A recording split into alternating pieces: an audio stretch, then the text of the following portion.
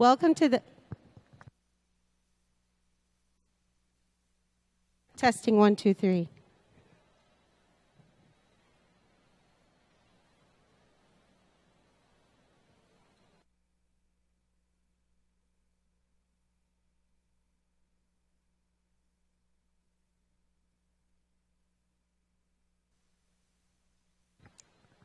Half a day. Let's try that again. Welcome, ladies and gentlemen, to the 2021 Youth Month Oratorical Contest entitled We Are In This Together. Today, our youth will be presenting perspectives on one of the greatest events in our lives, the COVID-19 pandemic. Today, you, our youth, are given the opportunity to share not only your thoughts and feelings of this past year, but today you have become a voice to all the many youth who may have had the same thoughts and feelings of the COVID-19 pandemic. We are excited to hear your voices and applaud you for taking the opportunity to share. It is not easy to be here, let alone speaking on many various virtual platforms and social media. So thank you for your strength, your fearlessness, and your participation in this year's event. Before we move forward, I would like to ask for a few remarks from someone I've known almost all my life, whose gift of sharing and humble care for those around him spans since we were in elementary school. Although there are many accomplishments which he has achieved, none can make me prouder than what he is today. Please join me in welcoming our Lieutenant Governor of Guam, Joshua Tenorio.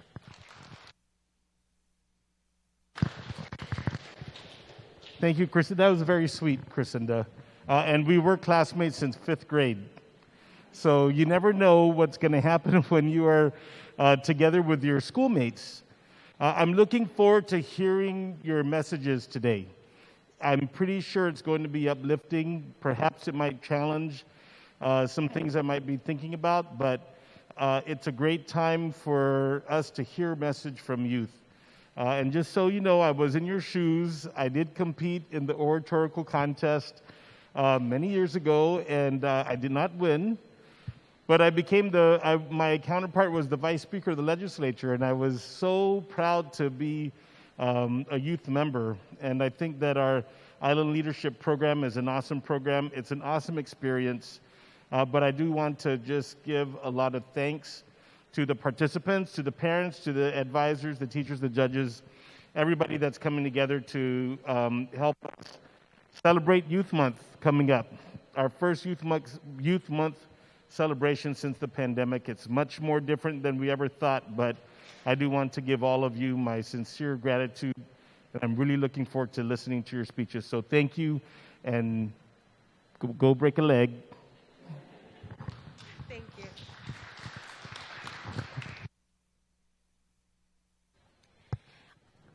The next speaker with the few remarks is actually somebody I've only come to know a couple years ago. And she has pushed me and prodded and made the best out of the agency that we serve, the Department of Youth Affairs. So give a round of applause to our director, Melanie Brennan.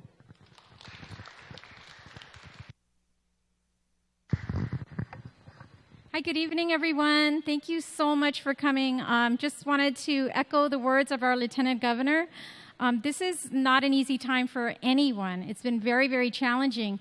And Youth Month last year was canceled because of the pandemic. So I just want to say to all of the kids, all of the youth that decided to come forward and speak about their experiences, thank you so much. Thank you to the parents who support them, especially during this time.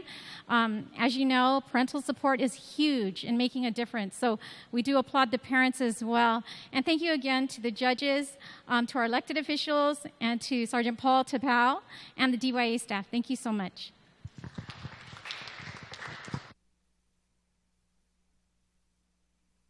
Thank you, boss. And I know we're all excited, but before we proceed, here are some of the rules for the contest. This year, we have to restrict each contestant to presenting their speech at the podium only.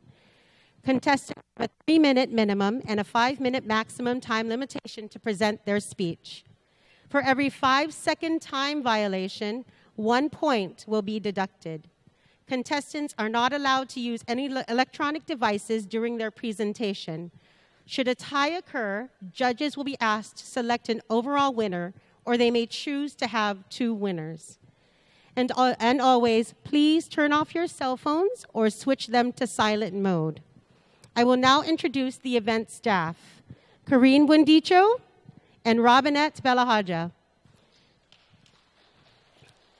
These lovely ladies will be in charge of tallying the points from the judges.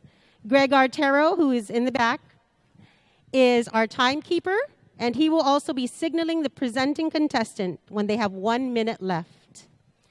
So now I would like to introduce our middle school judges. He is the Guam Youth Congress representative from the village of Tamuning, Tumon and Harmon, a graduate of St. John's School class of 2020. He now attends Dickinson College in Carlisle, Pennsylvania, where he's majoring in women's, gender, and sexuality studies while on a pre-med track. He is also a former winner of the DYA Oratorical Contest, winning first place in 2019 for his speech on diversity. Please welcome Vicente Blas Tyheran.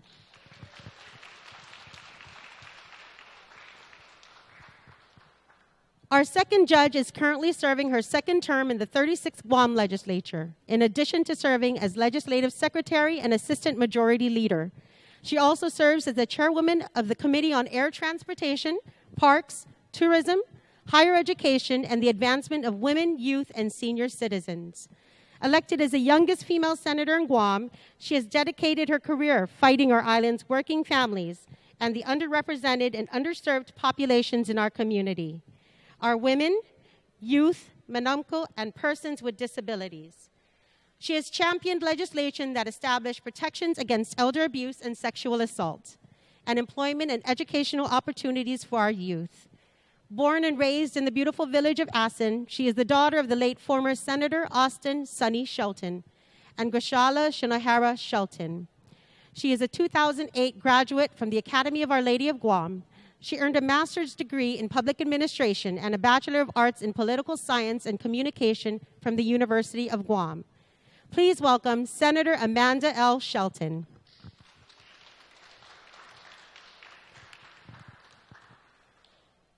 Our next judge is the Director of Communications for the Leon Guerrero Tenorio administration. Prior to her work in government, she was a KUM news reporter and anchor best known for her cops and court coverage. She has an MPA degree and BA in Mass Media Communications and Music from the University of Guam. She is an accomplished singer, actress, and saxophonist, having performed at Carnegie Hall and the Sydney Opera House. In her spare time, she enjoys performing with her band and teaching communications at the University of Guam as an adjunct instructor. Please welcome Crystal Paco Sinagastine.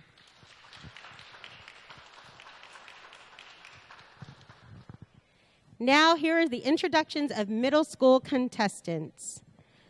Could we please have Xander Barcenas stand up? He is an 8th grader from St. Francis Catholic School. Let's give him a round of applause. Also, could Ella Marie Cepeda stand up? She's an 8th grader from St. Anthony Catholic School. So now we will begin our middle school competition. Are you guys ready? You got this. You can do this, right? Yeah. Our first contestant is Ella Marie Cepeda. Ms. Cepeda, if you can go ahead and come up to the mic. Once again, she's an 8th grader from St. Anthony Catholic School.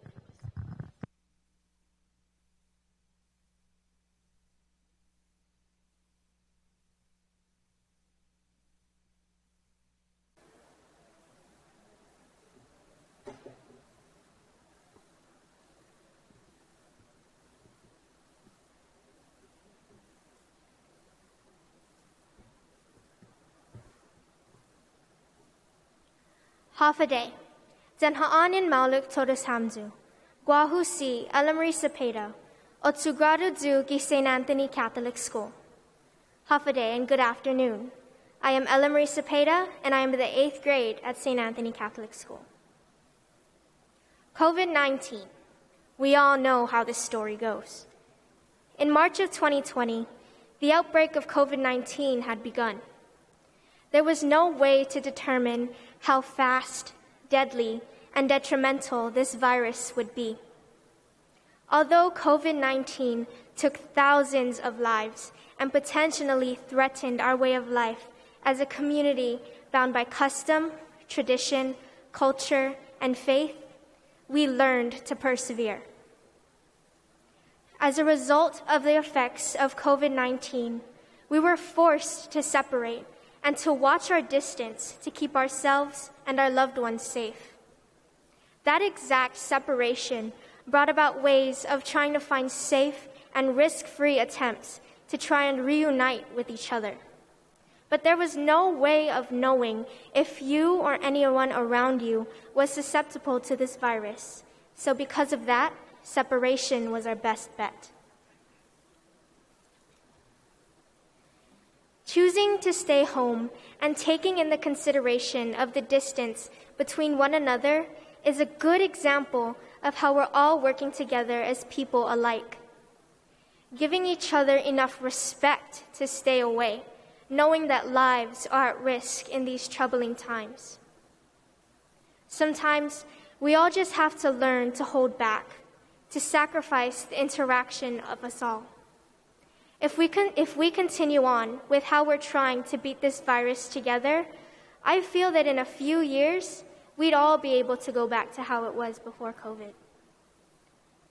Being a part of the Chamorro culture, I have noticed throughout this past year that our traditions and the way we live life to honor those who came before us have changed. For example, it is an acknowledgement of respect to go up to our elders and amen them. But because of that, because they are the elderly, it's risky to do that. There are no more Sunday barbecues right after Mass with the whole family. Rosaries have been narrowed down to only a select few. You see, even close relatives have a difficult time seeing one another. That just shows how hard we're all working for the sake and safety of the ones we hold dear to our hearts.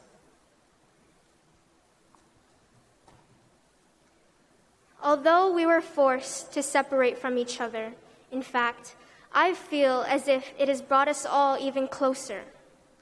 We didn't know how special the presence of another was until we lost it. As future leaders of tomorrow, let us be a part of the solution and beat this pandemic as one Guam. Nihi tafan aadzura para tanasafu datana mekut ikinatlamten ilinat la guahan. Manhatsa natanu zan manhihita motna. Translating to, let us work together to build a safer and stronger Guam. Together, we are one island, and we are in this together. May God bless you, may God bless your families, and may God bless Guam. Si Dios maasi.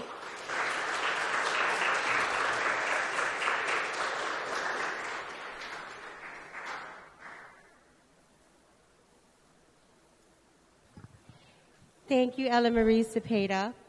That was really an excellent job you did. And thank you for the points and all of the points about family and our culture. Now I would like to call on our second middle school contestant, Xander Barcenas. Once again, Xander Barcenas is an 8th grader from St. Francis Catholic School.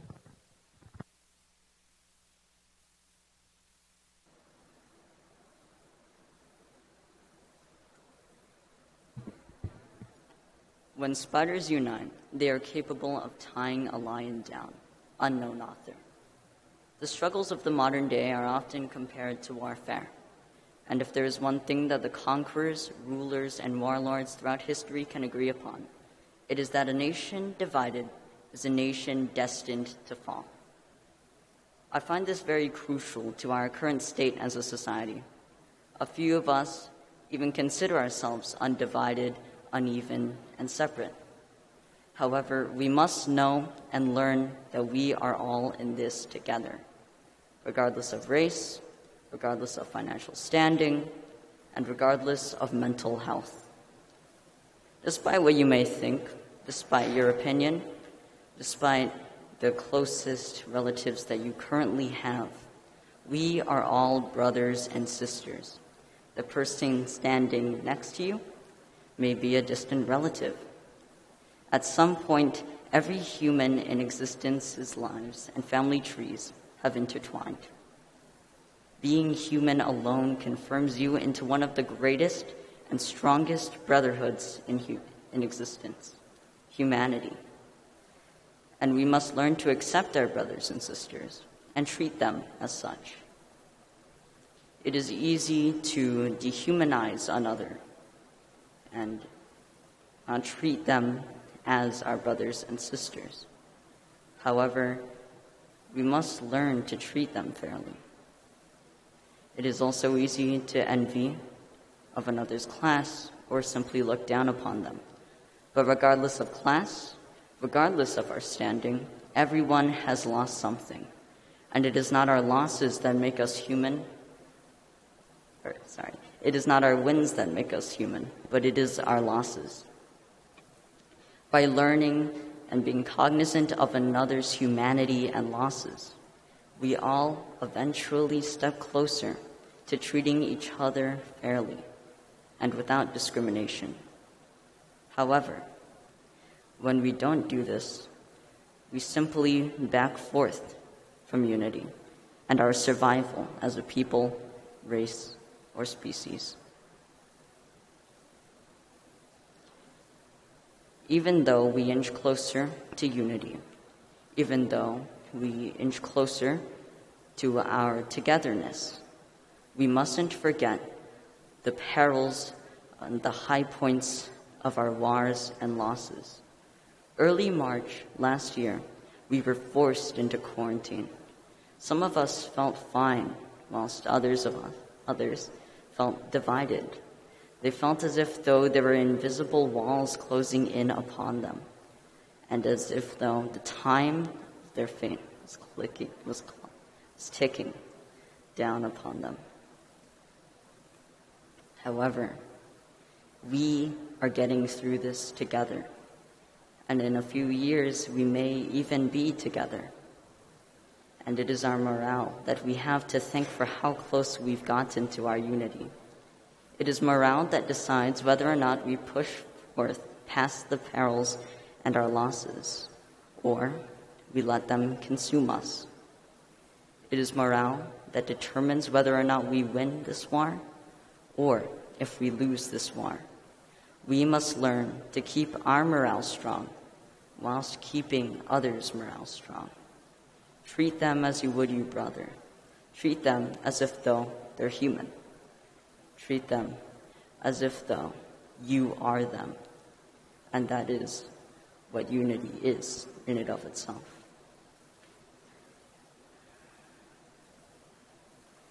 Now, we inch closer to our unity. However, this does not mean that we should be weary, or that we should not be weary. It simply means that we should be cognizant of everyone around us and how we affect them.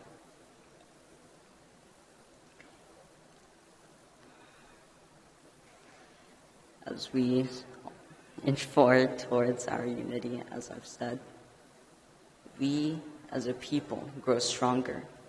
We as a society band together like the laces of a cloth. And just like cotton, we are hard to pierce and even harder to tear apart. Thank you.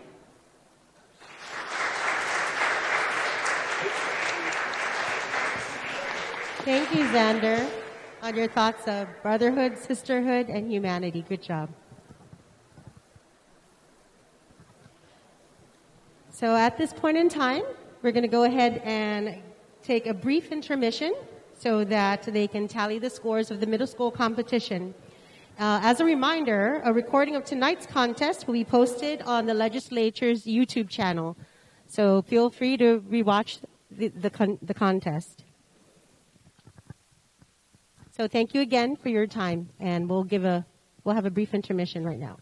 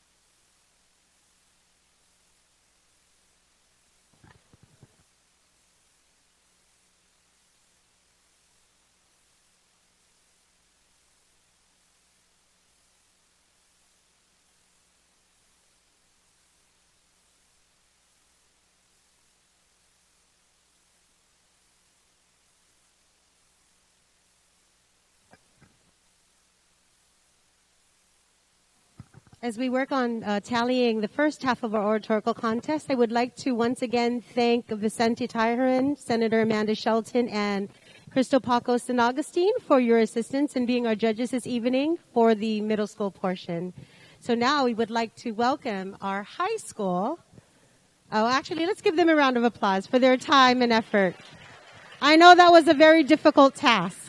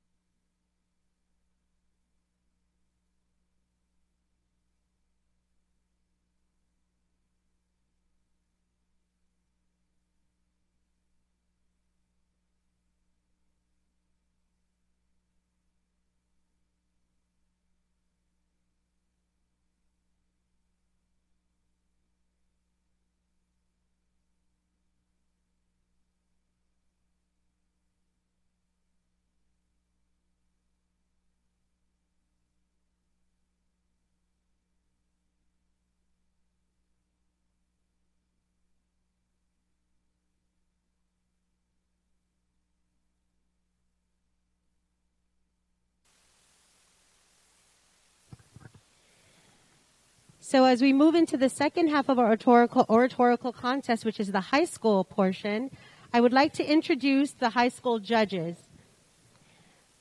Our first judge is currently the Speaker of the 36th Legislature and Chairperson for the Committee on Health, Land, Justice, and Culture. She has been a senator since 2017.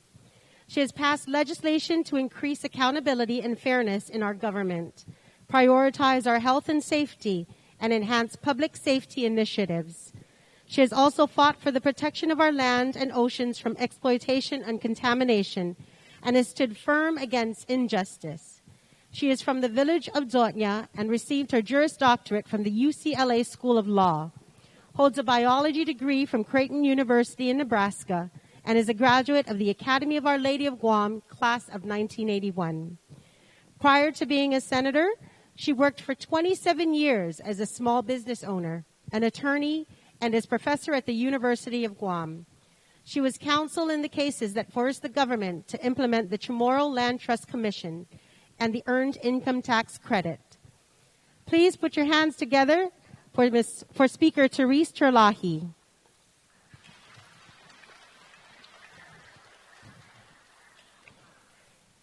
Our next judge graduated from Yap High School in 1993 at the age of 14. She attended the University of Hawaii at Hilo in the spring of 1994 and graduated with a bachelor's degree in political science and a minor in public administration and public services in December 1998. She started employment career at the Micronesian Legal Services in Yap in 1992 as a high school intern, then full-time after college graduation in 1998. She was hired as the administrative officer for the Mid-Pacific Company in Yap, and in less than 1 year promoted to assistant manager. In 2004, she was recruited to be the director of the TRIO Upward Bound program, a U.S. federally funded initiative that provides academic supplemental services to underprivileged students at Yap High School. The program was administered by the College of Micronesia, FSM, Yap campus. After 11 years with the Upward Bound program, the Yap State Legislature in 2015 confirmed her nomination to be the director for the Yap State Department of Education. Served under Governor Tony Gangian until September 2018, when the FSM Congress confirmed her nomination to be the FSM Consul General to the U.S. territory of Guam. She moved to Guam in October 28 to serve as the FSM Consul General and was renominated by President David Panuelo as the Consul General of the FSM to Guam until May 2023. Aside from her current role as FSM's Consul General in Guam, She remains busy with associations and the Yap Justice System, Vice Chairwoman for the FSM Women's Council since its inception in January 2018. Vice President of the Yap Women's Association since 2012, Judge Pro Tem for the Yap State Court since 2013. She's a certified trial counselor and Yap State Bar member since 2003 and has represented more than 100 clients since certification. She's involved in numerous women's conferences, including workshops on SEDAW, and UNCRC.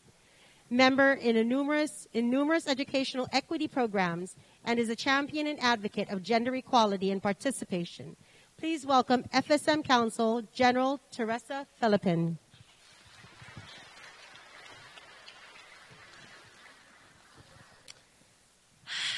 Let me just take a breather. Our next judge has proudly served at the Guam Police Department for over 20 years. He is currently the department's public information officer and has held this position for the past 5 years. He serves as the department's PIO, is providing information to the greater community regarding GPD matters. He has established a relationship with the local media and has done extensive interviews on print, radio, and video. With the relationship with local media, our next judge has been doing local weekly segments regarding crime prevention on Guam. Aside from the general work with the local media, he has done numerous presentations to the greater community in schools, public forums, town hall meetings, and faith-based organizations. Please welcome Sergeant Paul Tapau.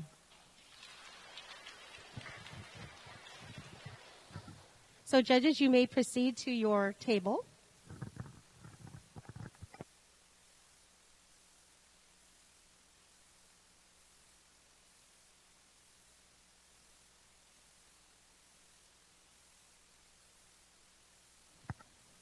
And here we go. High school contestants, are you ready?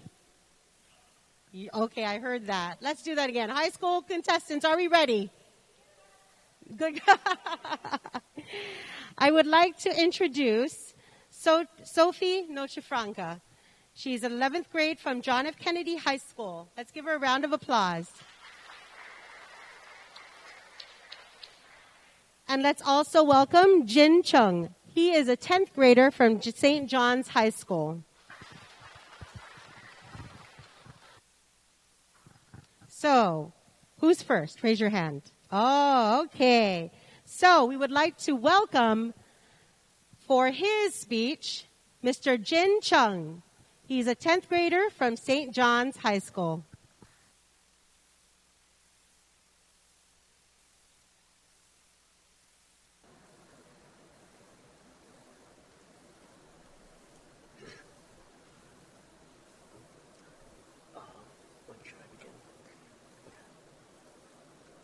Alone we can do so little, together we can do so much. Helen Keller. In our turbulent age of information and misinformation, communication and misunderstanding, acceptance and bigotry, it is so easy to look around us, in person or online, and see the division on our island, in our nation, and around our planet. It is so easy to forget that we as people share a common destiny, to be stewards of the earth, to be decent to each other, and to recognize the humanity in humankind.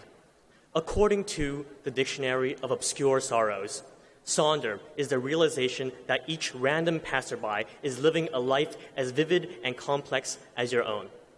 I hope that with this supposedly sorrowful realization comes the joyous revelation that we are more similar than different, and we share a common destiny, common goals, and common interests for those around us. To be blunt, these are times that try our souls. Pestilence, discourse, and discrimination have gone global.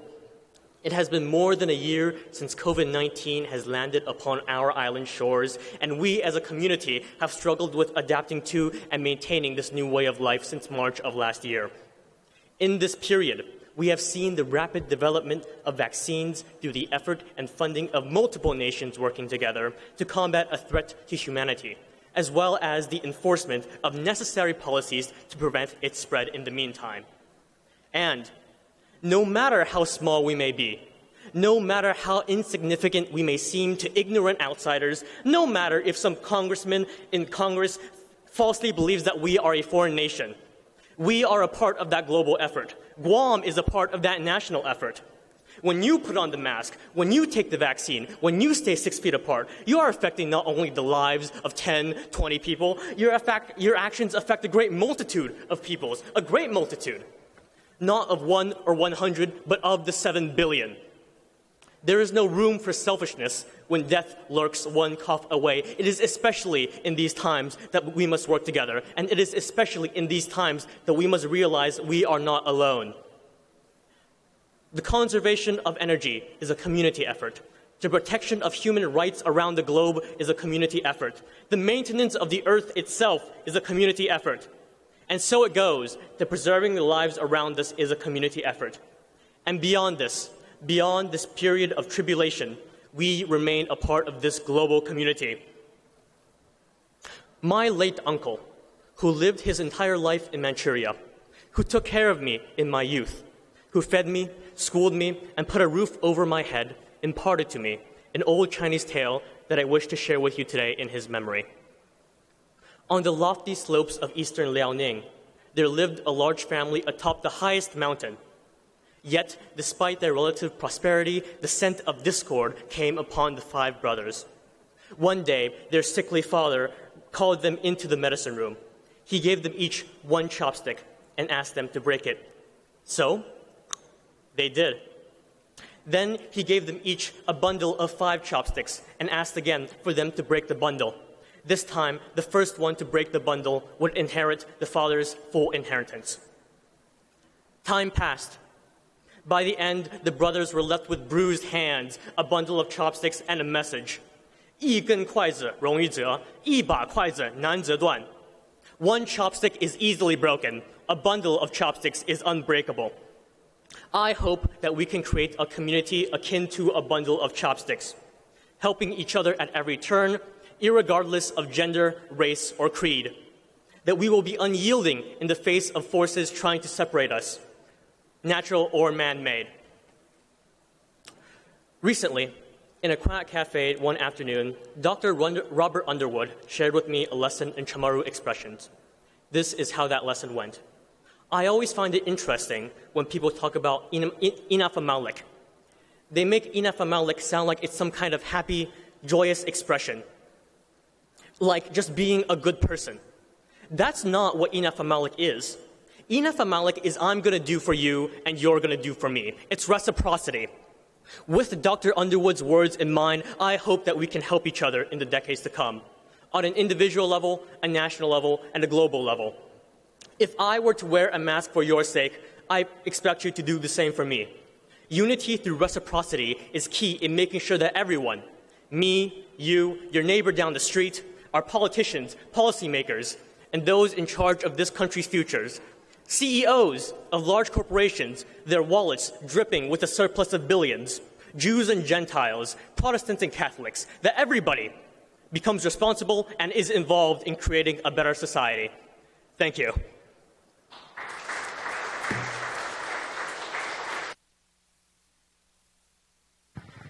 Thank you, Jin, on your acknowledgement that all we do and all that we have done is really an effort to protect us all. You for me and me for you, right? Okay. Thank you. Great job. We would like to now call upon Sophie Nochefranca. Sophie is an 11th grader from John F. Kennedy High School.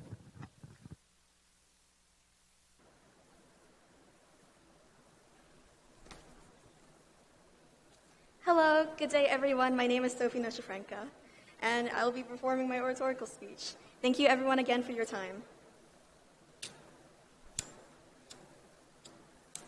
Wait, did you all really think I was going to burn a mask? Tell me this. How many masks have all of each of you bought in the past year? No, wait. Tell me, better question. How many masks have you been gifted in the past year? After all, masks are the physical representation of this global pandemic, for good reason. As we approach the month of March, we total to almost 7,800 cases of coronavirus and 134 fatalities. These statistics roll off my tongue as if they were just numbers, logistics to be compared and weighed against each other to provoke some kind of reaction of horror or shock. But in this moment, I would like a moment of silence for the people we have lost in our island community, friends and family, and for those who have been impaired by the virus. In the past year, we as a local community have been met with hardship. Mentally, socially, and economically, we have struggled, living through a pandemic, surviving through a pandemic. Circumstances of grief and misfortune have led to where we are today. That is an undeniable variable in our welfare. We are now here, March of 2021, an entire year after our island's first few cases. Improvise, adapt, and overcome. To be able to persevere in the face of adversity, a popular quote coined by Clint Eastwood. What is a social fabric? It is the connections of our people and society as a whole. Our island's social fabric has been strained, limited to communicating through screens, and isolated and confined in separate households. Relapsing into unhealthy behaviors has never been more common. Reaching out for help, aid, assistance, chances upon being the hardest thing to ask for. Those who are trapped in violent, unstructured households are unable to escape. Guess how many cases of family violence were reported this year? By October of 2020, 1,016 cases of family violence were reported. That number is estimated to entail only 20% of that total, the remaining 80% unreported and unrecorded. Local businesses, hearts of the community, of the village, scraped by. In April of 2020, the nation reached its highest unemployment rate, 14.7%. We are enduring hardship. Slowly, we are learning how to adapt. Our educators, teachers, and members of the faculty and staff accommodate for the education of thousands of students, materials for their academic welfare, laptops and internet, time and patience. When traditional instruction returned, they risked their safety. Teachers, outside of instructional hours, continue to dedicate their time for the youth.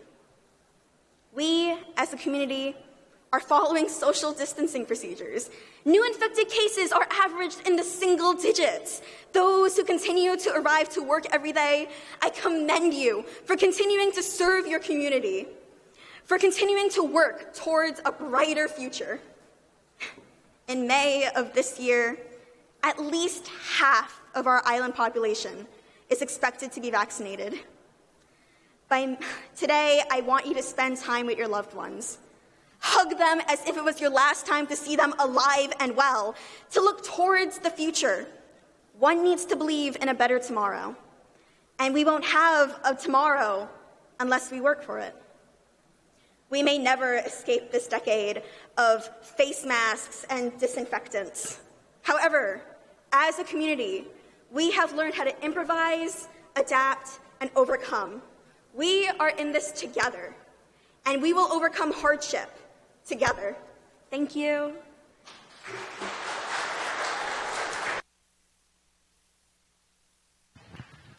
Thank you, Sophie. Thanks for not burning the mask. But you almost did? Okay. But thank you for giving us insight into improving, adapting, and overcome. And also acknowledging the hard work of all those in our community. That's very much appreciated. So at this point in time, we are going to give the judges their time to tally up their votes for the high school portion of our contest.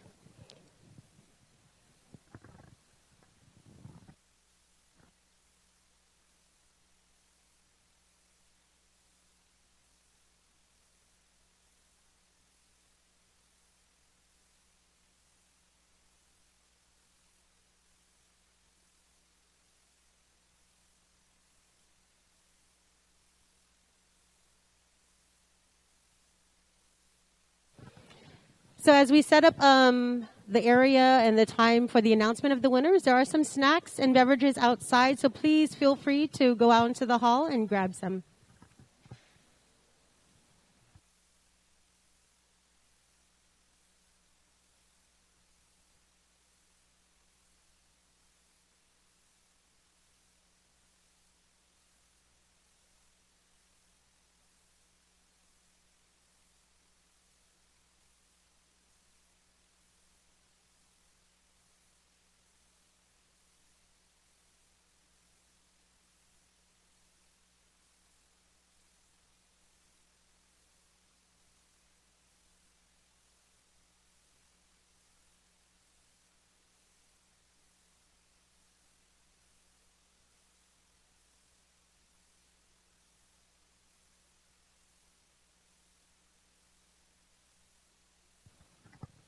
Although we are pleased to announce that our contestants for the middle school and high school did make it, we also want to acknowledge the alternates who were able to come and share this moment with them.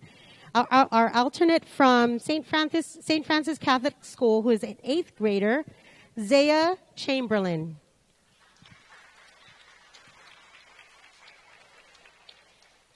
We also have an alternate from St. Anthony Catholic School, who is also an 8th grader, Francisco Yagarola.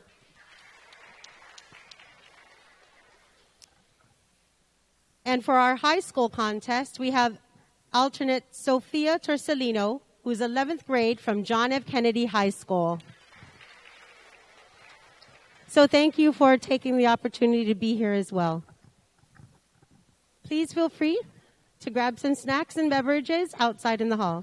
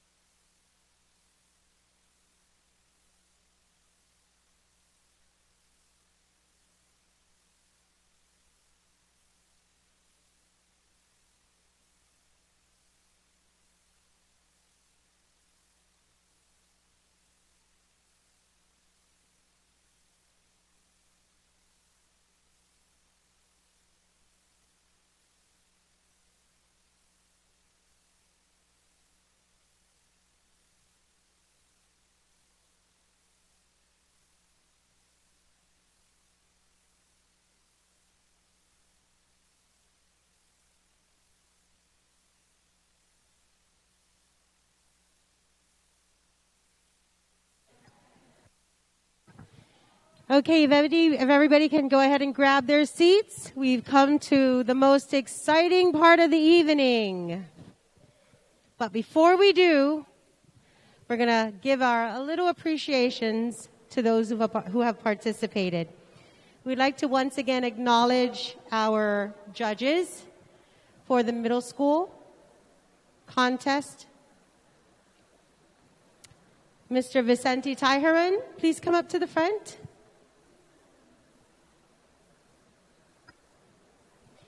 Senator Amanda Shelton and Cristo Paco San Agustin. On behalf of the Youth Month Committee and, of course, the Department of Youth Affairs, we really, really thank you for your time. Don't be shy. We had 8th graders and 10th graders and 11th graders here. Director Brennan, Lieutenant Governor, please join them.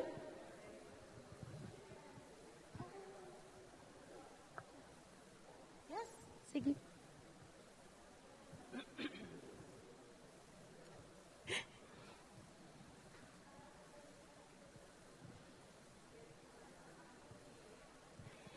Thank you so much for your time. Now we'd like to call upon Sergeant Paul Tapau, Speaker Therese Terlahi, and Teresa Philippin.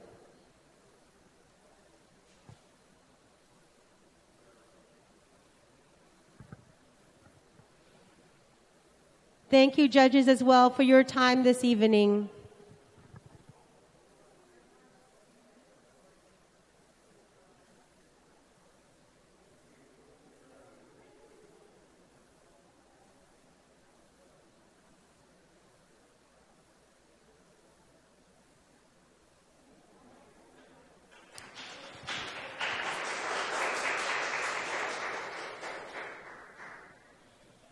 And what would this contest be without those who are participating? Thank you, contestants. And as I call your name, please come up to the front to receive your awards.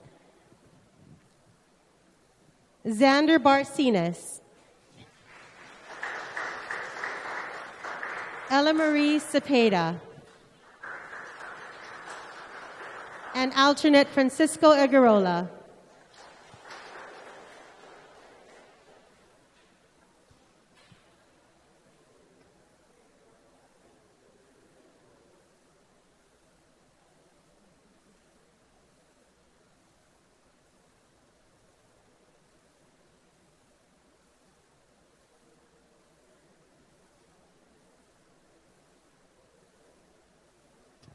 I'm sorry, Zaya Chamberlain. Let's go give him an extra round of applause.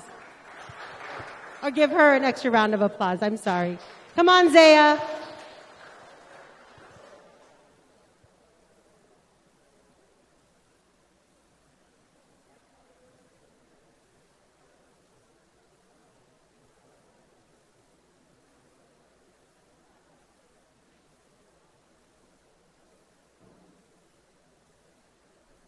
And just to let you know, although the alternates may not have spoken this evening, they did have submissions. So we had the great privilege of reading those submissions as well. Thank you, guys.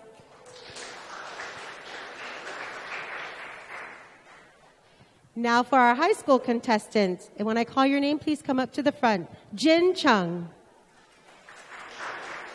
Sophie Nochefranca.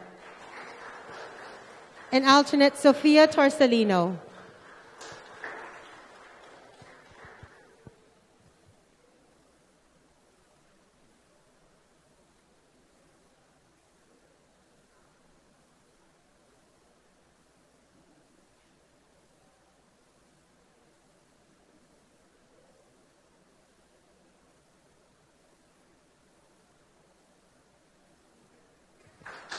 Thank you.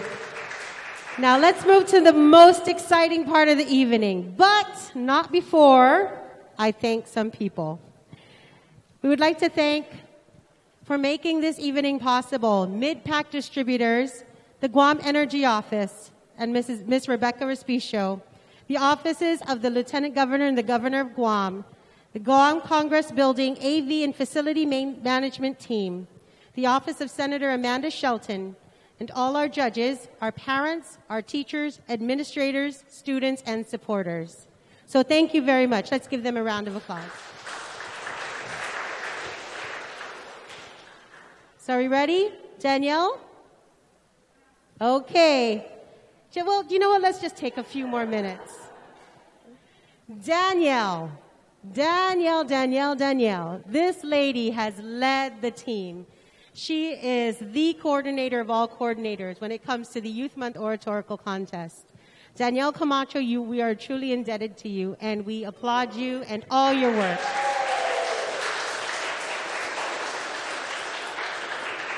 You can leave the $20 right here.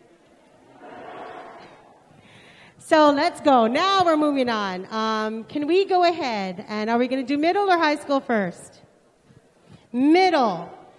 So let's put our hands together loud and proud for the winner of our middle school portion of the contest, who will serve in the signing of the proclamation for Youth Month alongside our Lieutenant Governor, Joshua Tenorio. And that is Miss Ella Marie Cepeda.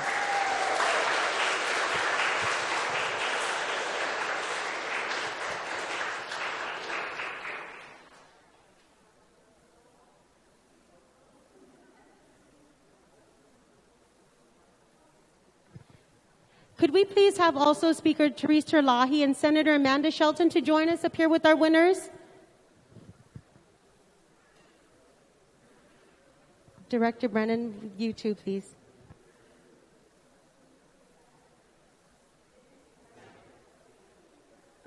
Congratulations, Ella Marie.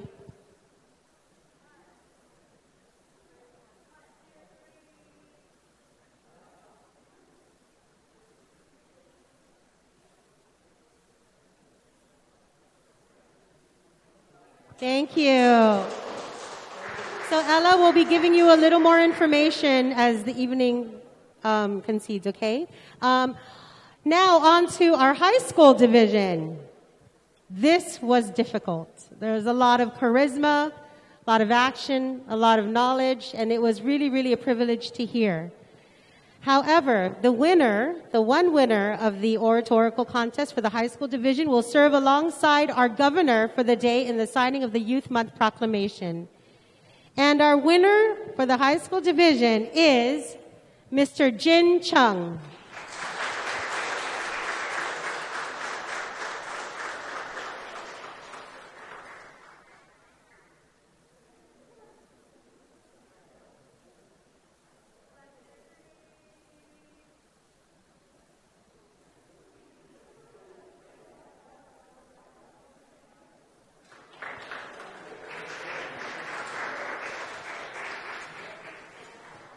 Thank you again, everybody, for the time that you have spent to come here and join us in such a wonderful, wonderful contest. And we are so pleased that we were able to hold it this year. But upon closing, once again, I would love to call upon our wonderful Director of the Department of Youth Affairs, Mrs. Melanie Brennan, to close out her closing remarks.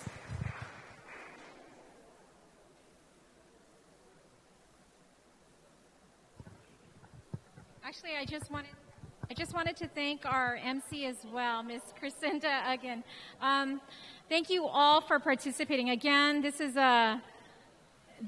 been a very, very difficult year that we just had. And so for all of you that came out, you're all winners.